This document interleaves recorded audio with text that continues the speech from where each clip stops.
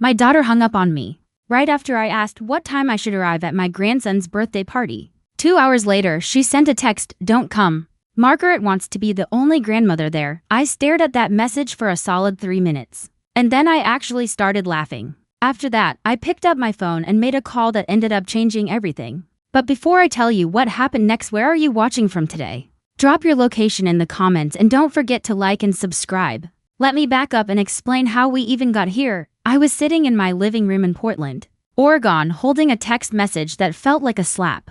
Because this whole mess didn't start with Sarah being cruel. It started 3 weeks earlier on a morning when she'd called me crying. I'd been enjoying my coffee when the phone rang. Sarah's name flashed on the screen and my stomach tightened the way it always did. These days, my daughter only called me when she needed something. "Mom." She sobbed before I could even say hello. I don't know what to do. David lost his job. I slowly set down my coffee cup. David, my son-in-law, was one of those men who believed he was God's gift to the corporate world. Despite barely holding onto any job longer than 18 months. This was his 4th job loss in 5 years. What happened this time? I asked, already expecting the answer. "Budget cuts," Sarah hiccuped.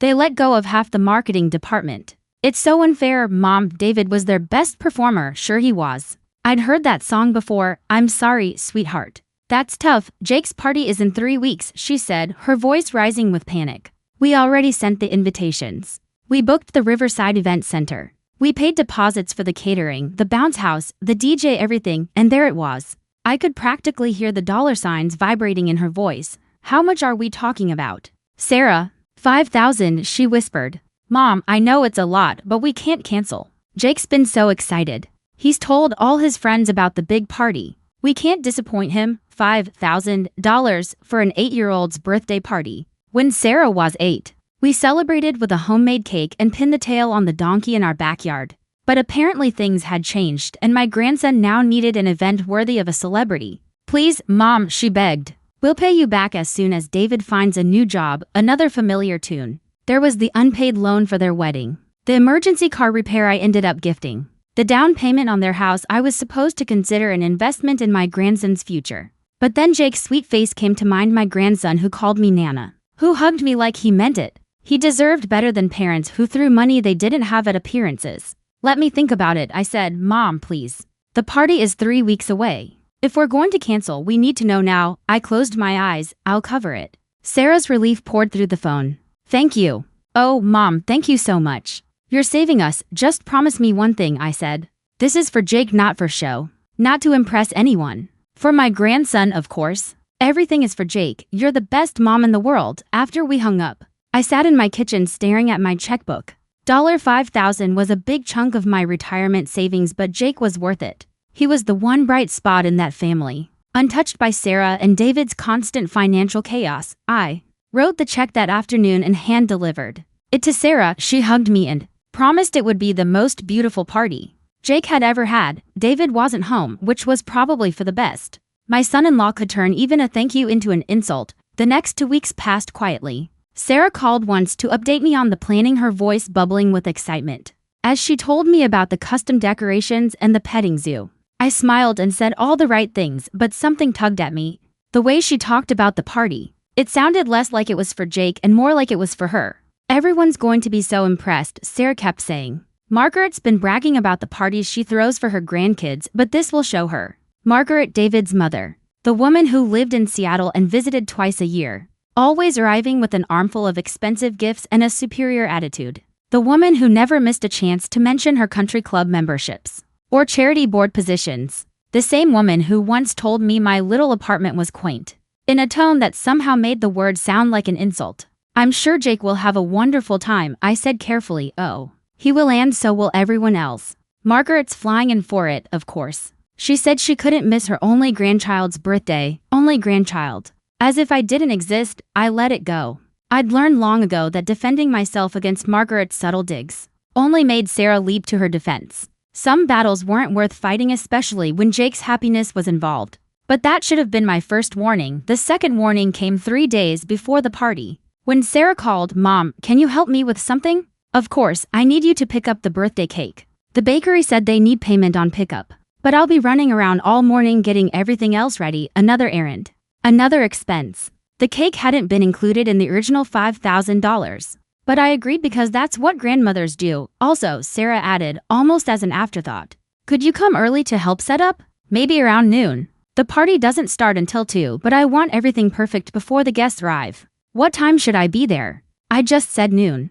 The party starts at 2. No, I mean, what time should I arrive as a guest? After I help set up?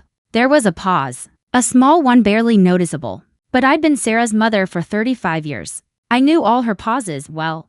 You'll already be there, she said, with a laugh that sounded forced. That was the third warning. The one I should have seen coming the moment she started talking about impressing Margaret. But I didn't see it not until the morning of the party. When I called Sarah to confirm what time I should arrive. Hi, Mom, she answered, and her voice was different. Strained. Hi, sweetheart.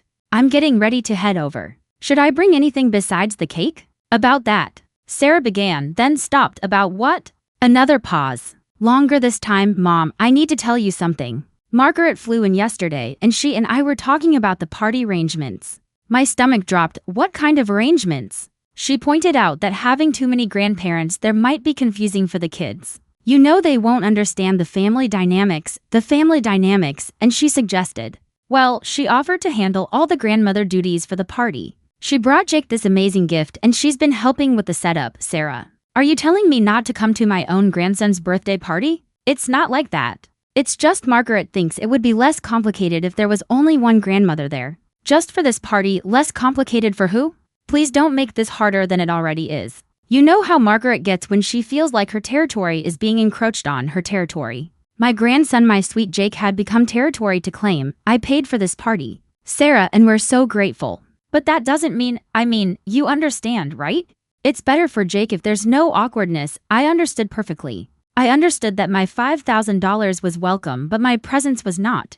I understood I'd been demoted to a silent benefactor. While Margaret took center stage as the only grandmother who mattered. I see, I said quietly. You're not mad, are you? I knew you'd understand. You're always so reasonable about these things. Reasonable. That word people use when they expect you to swallow insults with a smile. I'm not mad. I said, and it was true. I wasn't mad. I was something else entirely. Great. I'll send you pictures, and maybe we can have Jake over next weekend for a private celebration. Just the three of us. After Margaret had been publicly acknowledged as the real grandmother at the party I funded. That sounds nice, I said. You're the best, Mom. I love you. After she hung up, I sat in my living room holding my phone. The silence around me felt heavy, almost physical. 35 years of motherhood. 8 years of grandmotherhood reduced to a checkbook and a backup plan. That's when I started laughing. At first it was just a small chuckle at the sheer absurdity of it all. Then it grew, rising from somewhere deep in my chest until it shook my whole body. I laughed until tears streamed down my cheeks, until my sides ached, until I could barely breathe. Because honestly, what else was there to do? I had been magnificently played not just by Sarah, but by the entire situation I had allowed myself to be steered into over the years. The ever-helpful mother. The always understanding grandmother. The woman who wrote checks, ran errands, and stepped aside whenever it was convenient for everyone else. When had I become that person? I thought back to who I used to be. Helen Patricia Morrison before I was Sarah's mother. Or Jake's grandmother. I had been the office manager at a busy law firm for 23 years. I handled attorneys' egos, client crises, and administrative chaos with efficiency and steel. I had been respected, valued, irreplaceable. That woman would never have let someone spend her money and then ban her from the very event she funded. But somehow, over time, I had softened into this accommodating version of myself, someone who prioritized family harmony over her own dignity, who swallowed disappointment rather than cause conflict. Well, that woman was officially retiring. I picked up my phone and scrolled through my contacts until I found the number I wanted. James Patterson. Not that James Patterson the novelist. This James Patterson was a private investigator I'd worked with at the law firm. Sharp, thorough, completely unsentimental when it came to uncovering uncomfortable truths. Helen Morrison, he said when he answered, instantly recognizing me. It's been what, 5 years? 6, I corrected. Since the Richardson case, right? The cheating spouse. What can I do for you? Don't tell me you need someone investigated. I paused, choosing my words carefully. Actually, James, I do. Then I told him what I needed. It wasn't complicated, but it did require finesse. He listened silently, only interrupting to ask a few sharp clarifying questions that told me he understood exactly what I was asking. When do you need this done? He asked when I finished. Today, this afternoon. Around 2 o'clock. That's short notice. I can pay extra for a rush job. How much extra? I told him a number that made him whistle. Helen. What exactly is happening? Let's just say I'm making sure my grandson's birthday party has all the appropriate family representation. There was a pause. Then James chuckled. You know what? I don't even want the details. Consider it done. Thank you, James. Don't thank me yet. Wait until you see the results. After hanging up, I made my second call. This time to the Riverside Event Center. Hello, I said when the receptionist answered. I'm calling about the Morrison party this afternoon. I'm the grandmother who paid for the event. Oh yes, Mrs. Morrison, how can I help you? I just wanted to confirm that you received my specific instructions about the guest. I'll be sending in my place. A pause. I'm sorry. What specific instructions? The ones I'm about to give you. I spent 10 minutes explaining everything I needed. The receptionist took careful notes, asked multiple questions, and by the end, she sounded both confident and intrigued. This is certainly unusual, she said. Double quotes. Yes, it is. But I trust you'll handle it professionally, of course. We'll make sure everything goes exactly as you've requested. Perfect. And remember, this is a surprise for the family. My third call was the most satisfying. I dialed Jake's father, knowing he was probably running around doing last-minute party prep. Hello, David answered, sounding harried. David, it's Helen. I wanted to let you know I won't be able to attend Jake's party this afternoon after all. Oh. He sounded relieved, which told me everything I needed to know about how involved he had been in Margaret's little territorial takeover. That's too bad. He added flatly. Jake will be disappointed. I'm sure Margaret will keep him distracted. However, I continued, I am sending someone in my place to represent me at the party. What do you mean, represent you? David asked. As the grandmother who made this party possible, I said calmly, I feel it's important to have a presence there. My representative will be arriving around 2:30 with a special gift for Jake. Helen, I don't think that's necessary. Sarah said you understood about the grandmother's situation. Oh, I understand perfectly, I replied. That's exactly why I'm sending a representative, someone who can properly acknowledge my contribution to Jake's special day. Who are you sending? I smiled. Even though he couldn't see me, you'll know him when you see him. David, trust me, it'll be very clear who he is and why he's there. Helen. Wait, but I had already hung up. At exactly 2:15. I received a text from James Patterson, package delivered. Proceeding as discussed. I was sitting in my living room with a cup of tea and the Saturday crossword puzzle, calmer than I'd been in years. Outside, Portland was having one of those rare, perfect spring days when the rain stops just long enough for everyone to remember why they live in Oregon. Sunlight streamed through my windows, illuminating the little dust motes dancing in the warm air. My phone rang. Sarah's number. I let it go to voicemail. 2 minutes later, it rang again. I turned it face down on the table and continued working on 17 across, deserved payback. 7 letters. The answer came instantly. Justice. My phone buzzed with a text. Then another. And another. I finished the crossword, my best Saturday time in months, before picking up the phone. Sarah, Mom, call me now.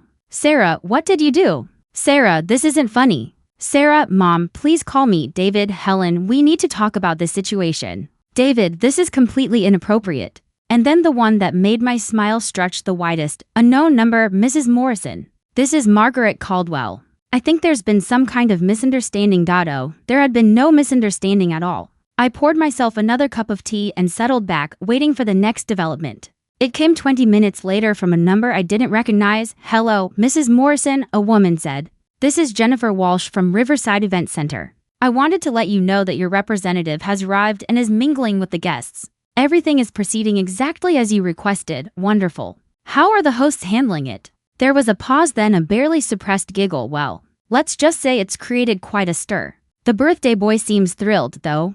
He keeps asking questions. Good, I said. That's exactly what I hoped for. Would you like me to tell your representative anything else? Just remind him to be thorough. I want everyone at that party to understand exactly who made it possible. Will do. And Mrs. Morrison, for what it's worth, I think what you're doing is brilliant. After I hung up, I let myself savor a moment of satisfaction. Sometimes the best revenge is simply the truth delivered at the most inconvenient possible moment. My phone rang again. This time, it was Jake. Nana, he squealed, his voice bubbling with excitement. There's a man here at my party who says he knows you. Is there? I asked. Tell me about him, sweetheart. He's really nice. He brought me a present from you, and he's telling everyone about how you paid for my whole party. Mommy looks funny, though. Her face is all red. I could picture it. I'd seen that shade of red on Sarah many times usually. When a manipulation of hers blew up in her face, "Are you having a good time at your party, Jake?" "The best time. The bounce house is amazing and the cake is huge and there's a petting zoo with baby goats. Thank you for making my party happen, Nana. The man said you used your special grandmother money to make sure I had the best birthday ever." "You're welcome, sweetheart. You deserve a wonderful party. When are you coming?" "I want to show you the baby goats. I'm not going to be able to make it today, honey.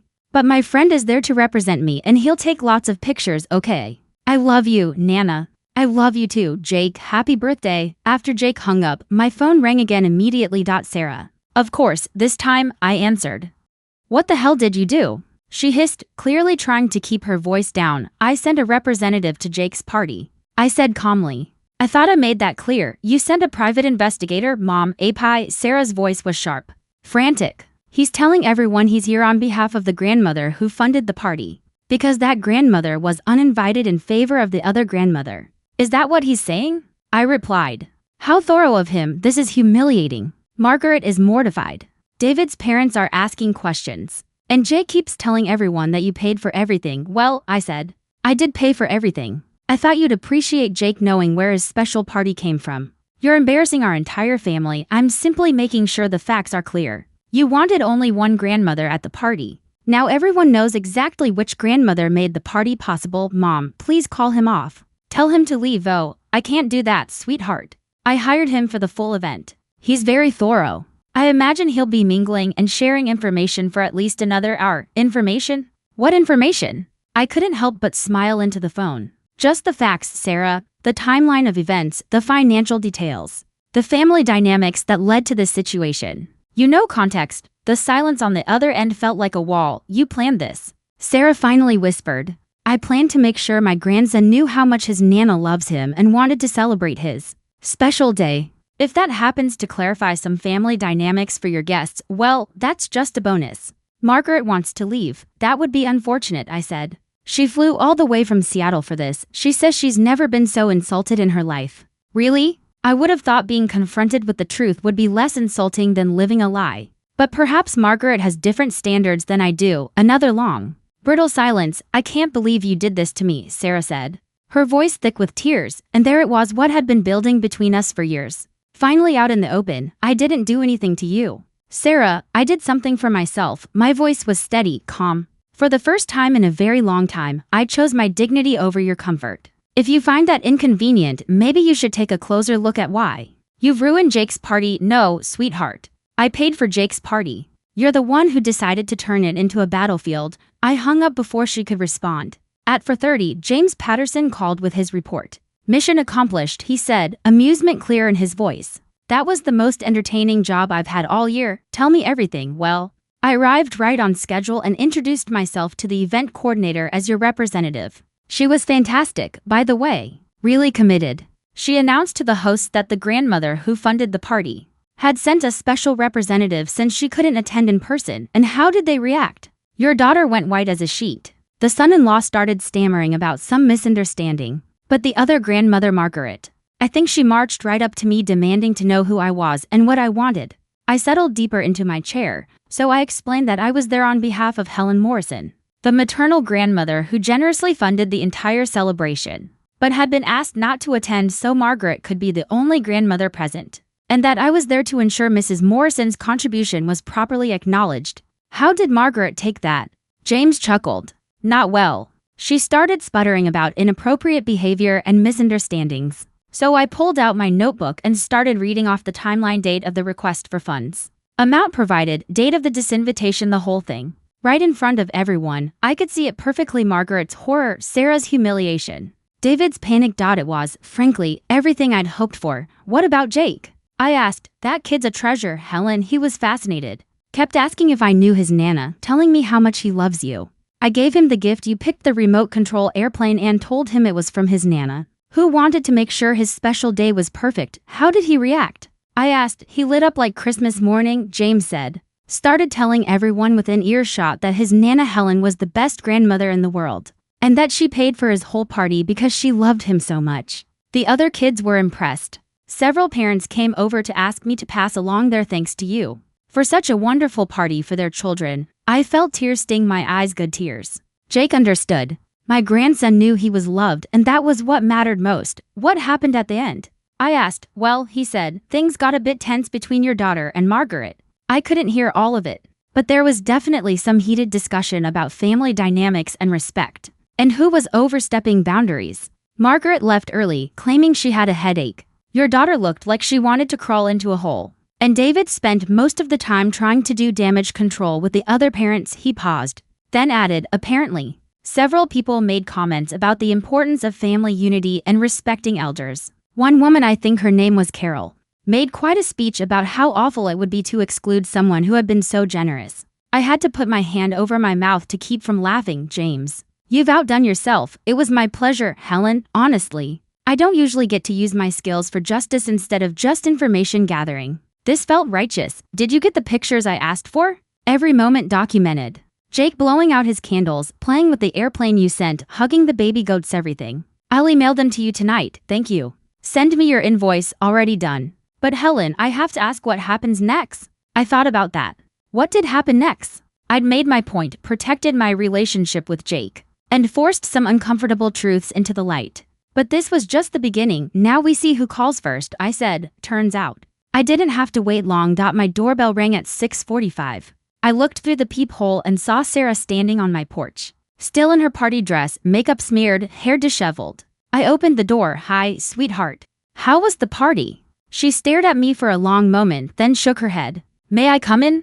I stepped aside. She walked into my living room and dropped heavily onto the couch, burying her face in her hands. Margaret flew back to Seattle tonight, she said without looking up. She says she refuses to be part of a family that tolerates such disrespect. I'm sorry to hear that. Sarah's head snapped up. Are you really sorry? I sat across from her and met her eyes. I'm sorry that Margaret was upset. I'm not sorry. The truth came out. The truth, she spat. The truth is you humiliated me in front of all of Jake's friends' parents. The truth is you made me look like a terrible daughter. The truth is you turned my son's birthday party into some kind of public revenge fantasy. No. Sarah, I said calmly. The truth is I paid $5.00 for a party and was then told I couldn't attend because another grandmother wanted to play family. The truth is you chose to prioritize Margaret's feelings over mine. The truth is I got tired of being treated like an ATM instead of a family member. Tears slipped down her cheeks. You don't understand the pressure I'm under, she whispered.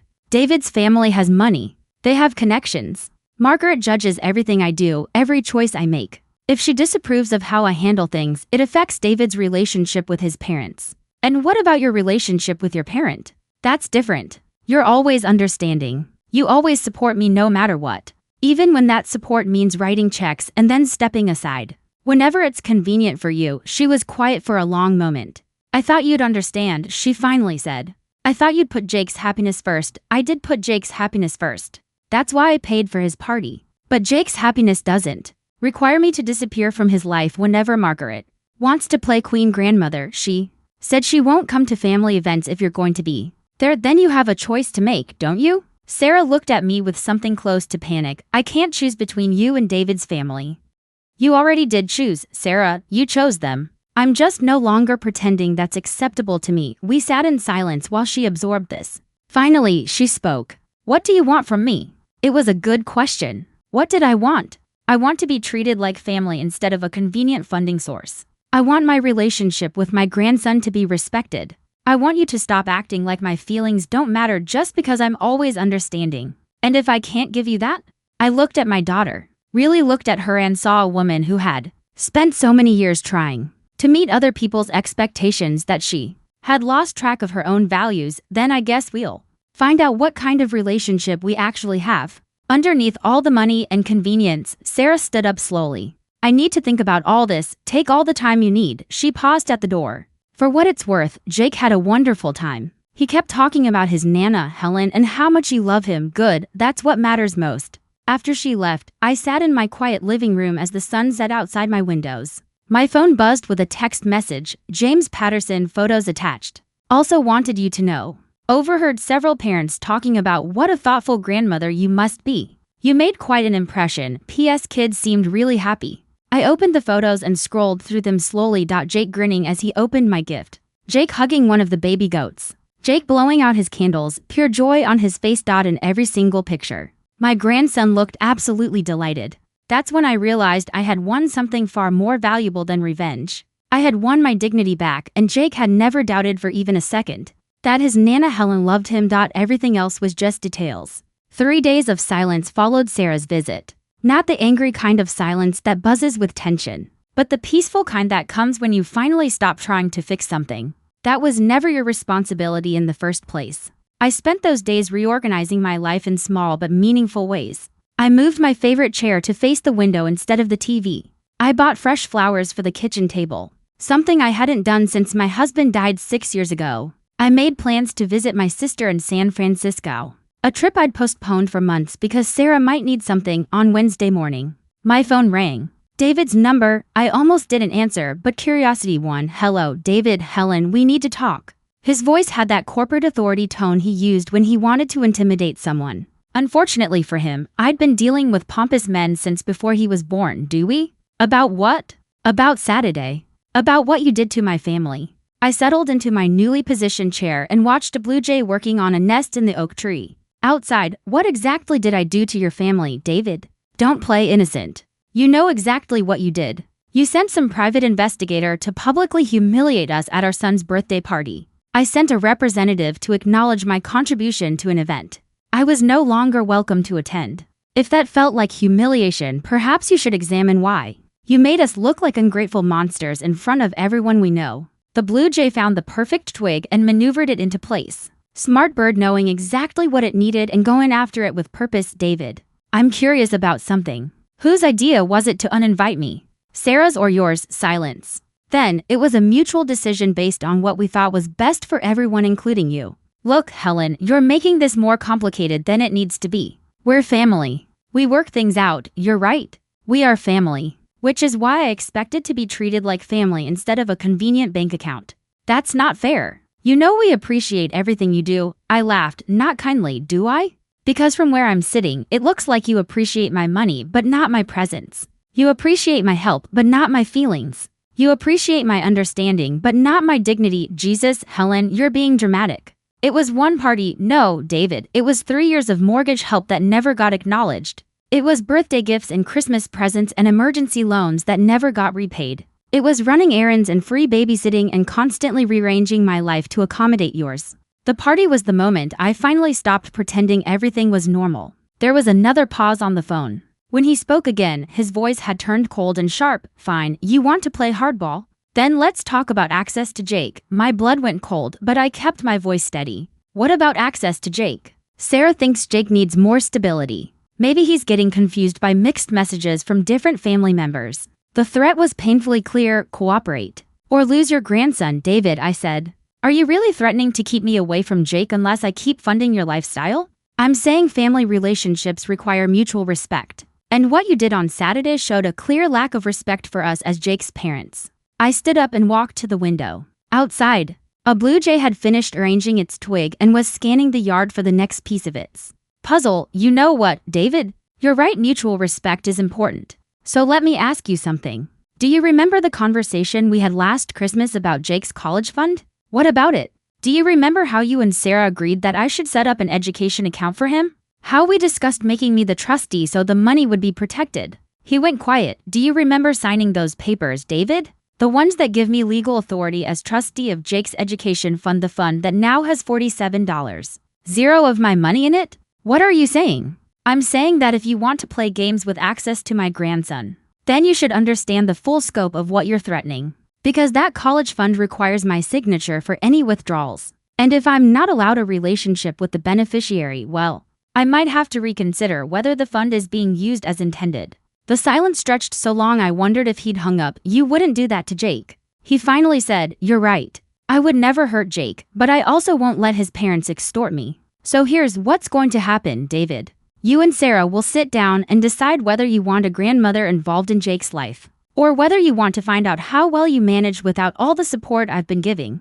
Support? Helen, we never asked you to vow, but you did ask. Every month when you needed help with the mortgage. Every crisis when you needed emergency funds. Every time you needed a babysitter, someone to pick Jake up from school, or help with birthday parties. You asked and I gave. Because that's what family does. We're grateful for all of that. No, David. Grateful people say thank you and show respect. What you've been doing is taking my help for granted while treating me like I'm a burden. I could hear him breathing hard. So what do you want from us? What I've always wanted. To be treated like family instead of an ATM, to have my relationship with my grandson respected, to not be dismissed whenever it's convenient for you, and if we can't give you that?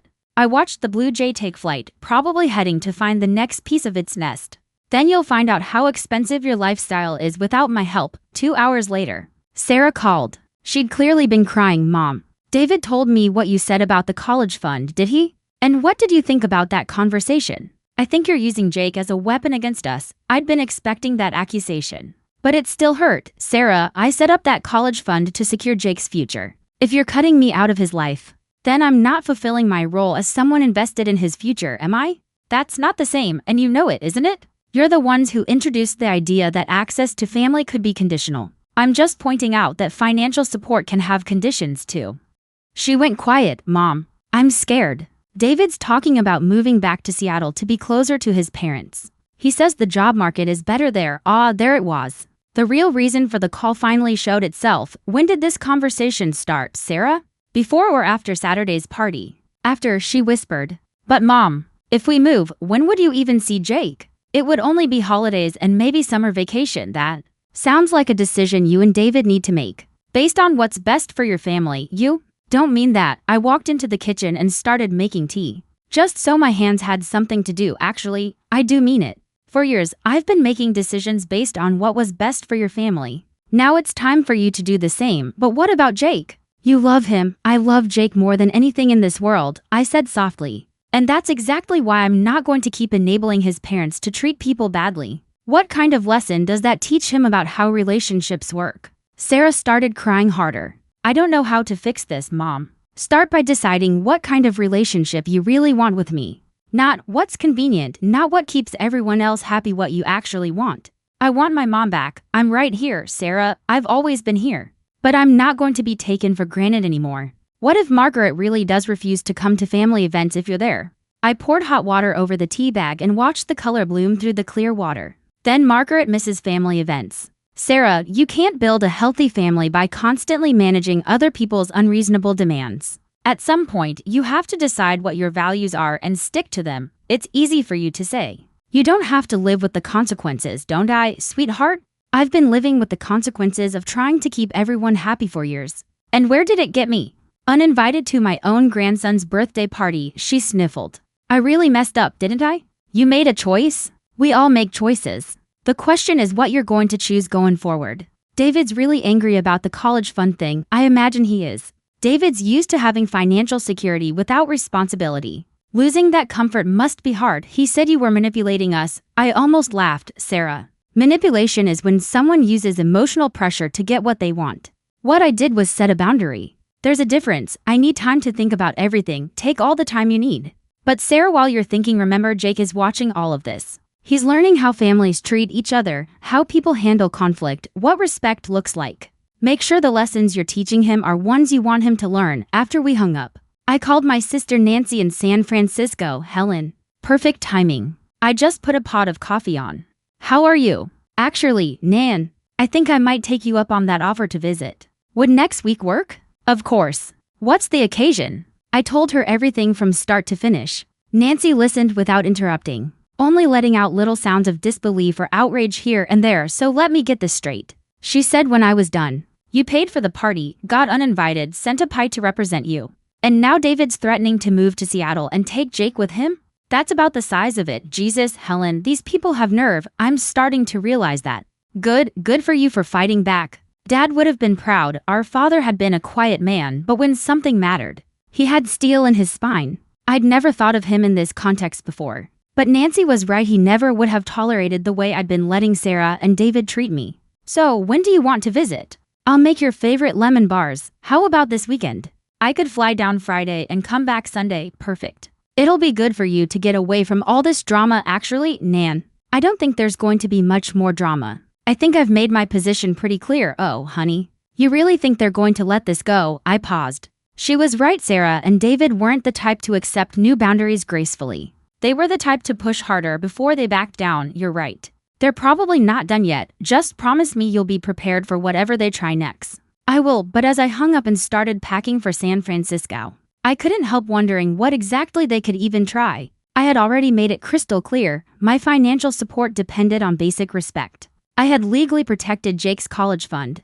I had shown that I wasn't going to be quietly pushed aside anymore. So what other cards did they even have left to play? I was about to find out. Friday morning, I was loading my suitcase into the car for my trip to the airport when my phone rang. Unknown number. Hello? Is this Helen Morrison? The voice was crisp, professional, female. Yes, it is, Mrs. Morrison. This is Detective Linda Chen with the Portland Police Bureau.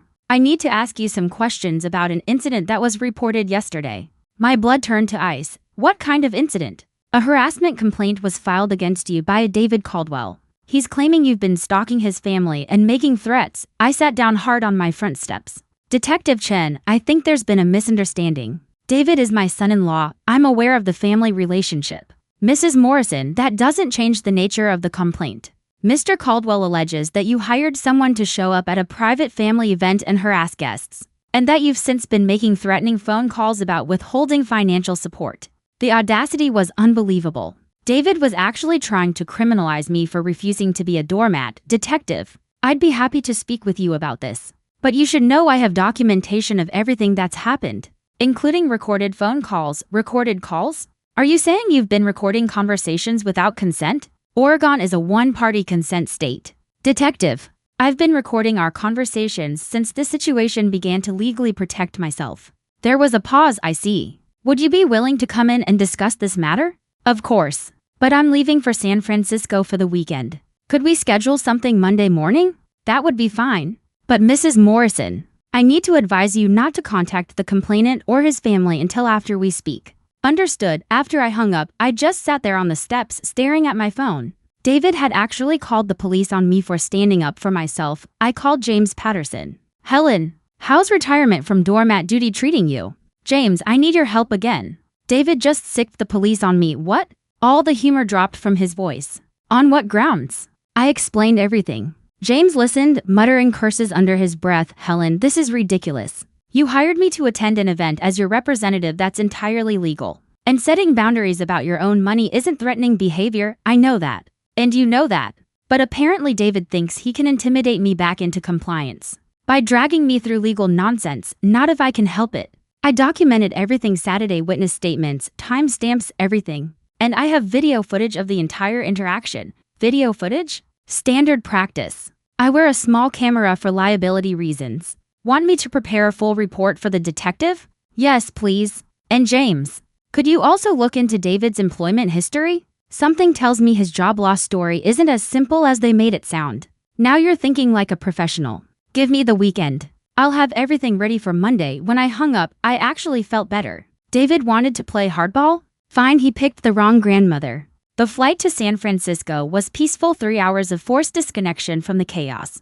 Time to look out the window and think about how much my life had changed in a single week. Nancy met me at baggage claim with a huge hug and her signature no-nonsense honesty. You look good. Helen, pissed off, but good.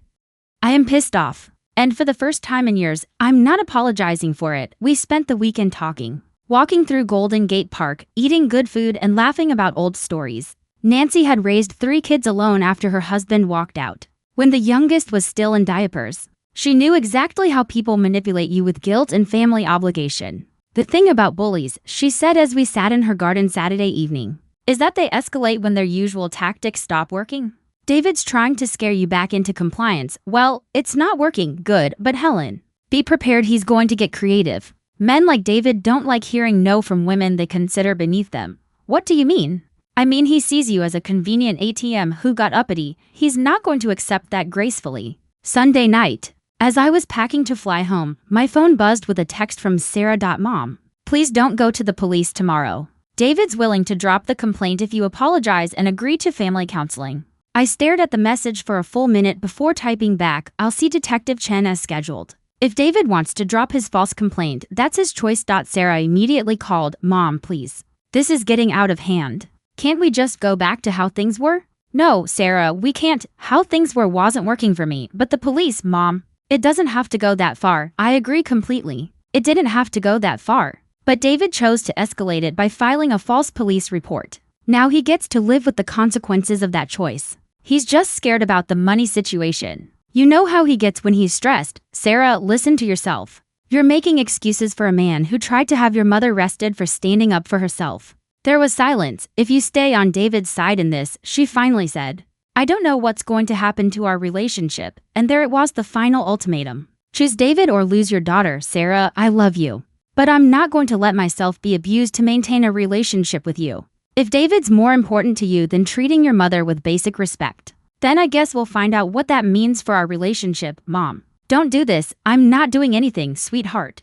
I'm simply refusing to undo it. Monday morning at 9 a.m. I sat in Detective Chen's office with a folder full of documentation, and James Patterson by my side as a witness. Detective Chen was younger than I expected, maybe 40, with sharp eyes and a manner that suggested she'd heard every story in the book. Mrs. Morrison, I've reviewed Mr. Caldwell's complaint, and I have to say some of his allegations seem unusual. How so?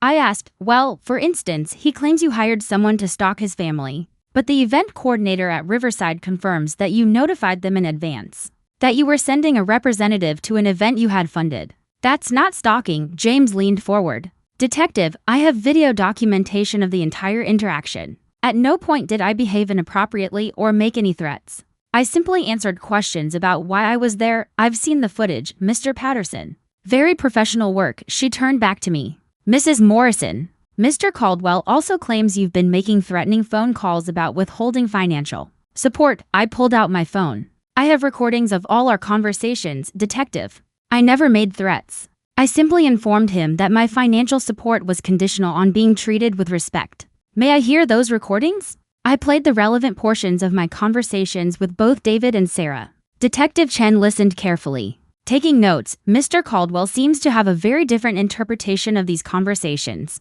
than what I'm hearing, she said when I finished. David's used to getting his way through intimidation. I said. When that stopped working, he tried to use you to intimidate me instead. Detective Chen nodded slowly. Mrs. Morrison, based on what I've reviewed, I don't see any evidence of harassment or stalking. What I do see is a family dispute over financial boundaries. So, the complaint will be dismissed. The complaint will be closed as unfounded. However, I do want to advise you that family conflicts can escalate quickly. If you feel unsafe at any point, please don't hesitate to call us. James and I left the police station and went for coffee to debrief. How are you feeling? He asked, vindicated but also wary of what David might try next. Actually, Helen, I have some information that might interest you. You asked me to look into David's employment history. What did you find? James pulled out a folder. Well, for starters, his job loss wasn't due to budget cuts. He was fired for falsifying expense reports. I nearly choked on my coffee. What? It gets better. This is the third job he's lost for similar reasons. The first two companies declined to pursue criminal charges in exchange for quiet resignations. But his current employer isn't being so generous, meaning David Caldwell is currently under investigation for embezzlement. Has been for 3 weeks, since before Jake's birthday party. The pieces clicked into place. The desperation to maintain appearances. The pressure from Margaret about financial stability. The increasing demands for my support were finally making sense. Does Sarah know? I asked. I doubt it, James said. David's been very careful to frame this as a routine layoff, but the investigation is active. If charges are filed, it'll become public record. James, I need copies of everything you found. Way ahead of you, he handed me a thick envelope. Consider it insurance in case David decides to escalate further. That evening, Sarah called. Mom. Detective Chen told David she was closing the complaint. Thank you for not pressing charges. I never had any intention of pressing charges, Sarah. I was just defending myself against a false accusation. David feels terrible about the whole thing. He wants to apologize, does he? Or do you want him to apologize? A pause. I want him to apologize. But Mom, there's something else. We need to talk. What about? Not over the phone. Can I come over? An hour later, Sarah sat in my living room, looking more serious than I'd seen her in years. Mom, I found some things in David's office. Financial documents that don't make sense. I waited. I think he's been lying about the job situation. There are letters from lawyers and documents about some kind of investigation. What are you going to do? I don't know. I confronted him, and he said it was all a misunderstanding that would be cleared up soon. But Mom, if he's in real legal trouble, you'll handle it the same way you've handled everything else. You'll figure out what's best for you and Jake. She looked at me. eyes full of something like desperation. I can't do this alone. You're not alone, Sarah. But you're also not a victim. You're a grown woman with choices to make. What if I've made all the wrong choices? Then you make better ones going forward. She was quiet for a long time, Mom. If I left David, would you help me? The question hung in the air between us. Double quote Sarah. I'll always be here for you if you need genuine help. But I'm not going back to being a solution to problems you could solve yourself. What does that mean? It means if you need a safe place to stay while you figure things out, my door is open. If you need help with Jake while you get back on your feet, I'm here. But I'm not going to fund another lifestyle or solve problems that are yours to solve. She nodded slowly. That's fair, is it? Because 3 weeks ago, you would have called that cruel. 3 weeks ago, I was still trying to keep everyone happy instead of facing the truth. And what's the truth? Sarah looked me straight in the eye. The truth is that I let my husband treat my mother like garbage because it was easier then. Standing up to him. The truth is that I've been a terrible daughter, Sarah. No, let me finish. The truth is that you raised me better than this. And somewhere along the way, I forgot what you taught me about standing up for myself and the people I love. I felt tears prick my eyes. The truth is that I want my mom back. And I'm willing to do whatever it takes to earn that, even if it means choosing me over David. Especially if it means choosing you over David. 2 weeks later, I stood in my kitchen making coffee while my grandson built a fort out of couch cushions. Sarah sat at the kitchen table with legal documents spread out in front of her, a pen in her hand and determination on her face. Are you sure about this? I asked, handing her a cup of coffee. I'm sure. David can fight the divorce if he wants. But he'll be doing it while under criminal investigation for embezzlement. My lawyer says that gives us significant leverage for custody and financial arrangements. Jake popped his head up from behind the couch. Nana, is Mom really going to live here with us? For a while, sweetheart. Until she finds a place of her own. Cool. Can we have pancakes for breakfast every day? Sarah laughed. Let's start with just weekends, buddy. The last 2 weeks had moved fast. David's embezzlement charges were filed publicly, making his legal trouble impossible to hide. Margaret distanced herself from the scandal. So fast it left Skidmark suddenly unavailable for phone calls. And canceling her visit. Sarah filed for divorce and temporary custody, moved into my spare bedroom with Jake, and started looking for work. David was now staying in a hotel while his lawyer tried to negotiate a plea deal. There's something I need to tell you, Sarah said, signing the last document. About the money. What money? All of it. The mortgage payments, the party, everything. I want to pay you back. I sat across from her. Sarah, you don't have to. Yes, I do. Not all at once. I know I can't do that. But I want to set up a payment plan, real payments, not just promises. Why?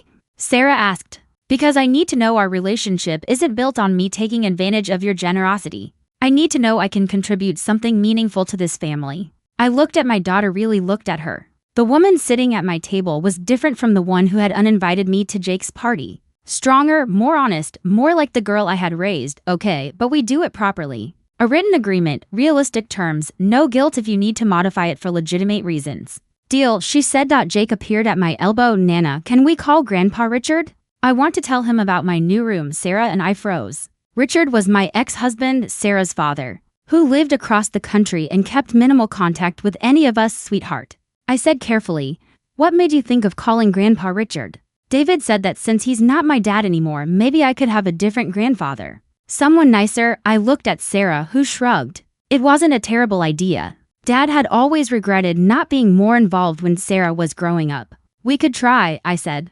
But Jake, remember, relationships take time to build. Grandpa Richard might need a little while to figure out how to be a grandfather. That's okay. I'm good at teaching people how to be family. I taught you how to make the best pillow forts. Sarah reached over and ruffled his hair. Yes, you did. My phone rang. James Patterson. Helen, I wanted to give you an update on the David situation. I walked into the other room for privacy. What's the latest? He took a plea deal. 18 months probation, full restitution, community service, no jail time. But the felony conviction means he'll have trouble finding work in finance. How's he taking it? About as well as you'd expect. His lawyer called me yesterday asking if you'd be willing to provide a character reference for him. I almost laughed. That's rich. I told him I'd pass along the request, but I didn't think you'd be interested. You thought right. There's something else. Margaret Caldwell has been asking questions about the divorce proceedings. Apparently, she's considering trying to get visitation rights to Jake. On what grounds? I don't know yet, but I wanted you to be aware. After I hung up, I returned to the kitchen.